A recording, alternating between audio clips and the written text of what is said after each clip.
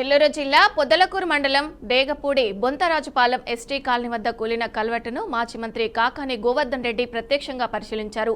నిత్యం వందల సంఖ్యలో వాహన రాకపోకలు సాగించే రాపూరు నెల్లూరు ప్రధాన రహదారిపై ఉన్న ఈ కల్వర్టు అర్ధరాత్రి కూలిపోవడంతో ప్రజలు తీవ్ర ఆందోళన వ్యక్తం చేస్తున్నారు.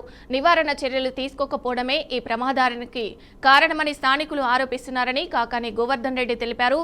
ఇక వాహనాలు వెళ్లే సమయంలో పెద్ద ప్రమాదం జరిగి ఉంటే ప్రాణ నష్టం సంభవించి ఉండేదానికని ఎవరు బాధ్యత వహించేవారని ప్రశ్నించారు.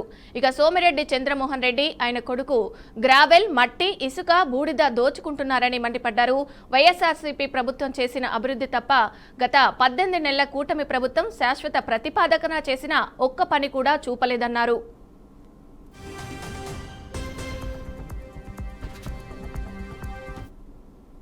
రైతులకు సంబంధించినటువంటి అసైన్మెంట్ పట్టాలు నేను ఛాలెంజ్ విసురుతున్నా. ఎక్కడన్నా అసైన్మెంట్ పట్టాలకు సంబంధించి అవకతవకలు జరిగాయా? ఎక్కడన్నా భూమి లేనటువంటి వాళ్ళకి ఇచ్చాం, నిరుపేదలకు ఇచ్చాం. నీలాగా ఆ పార్టీ వాడు తీసుకొచ్చి ఈ పార్టీ ఊర్లో చిచ్చుపెట్ల ఎవడు అనుభవిస్తే పార్టీలకు అతీతంగా వాళ్ళకి ఇచ్చాం. ఒకరితో ఒకరికి పెరిగిచ్చేటువంటి సాంప్రదాయం ఈ రోజు వైఎస్ఆర్ కాంగ్రెస్ పార్టీలో చేయలేదు. ఇళ్ల స్థలాలు ఇచ్చినా, పేదలకు సంబంధించినటువంటి పట్టాలు ఇచ్చినా, ఏది ఇచ్చినా శాశ్వత ప్రాతిపదికన నువ్వు నిలబడలేకపోతే, కూర్చోలేకపోతే, మాట్లాడలేకపోతే, నీకెంతసేపటికి సంపాదన పిచ్చి తప్ప ప్రజల అభివృద్ధి సంక్షేమాన్ని గురించి పట్టించుకోలేకపోతే. నేను ఒకటే చెప్తున్నా, పాపం కొంతమంది చంద్రమోహన్ మాటలని చంద్రమోహన్ మెహర్బానీకి మిర్రి పడుతున్నారు. రేపటి రోజు ఒకటి ఉందనేటువంటి విషయాన్ని గుర్తుంచుకోండి.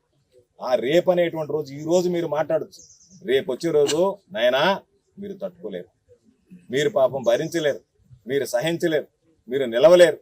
కాబట్టి ఇప్పటి నుంచే కాస్త ఒళ్ళు దగ్గర పెట్టుకుని నోరు అదుపులో పెట్టుకుని మాట్లాడితే మంచిది. చంద్రమోహన్ అనేటువంటి వాడు రేపు వెళ్ళిపోయిన తర్వాత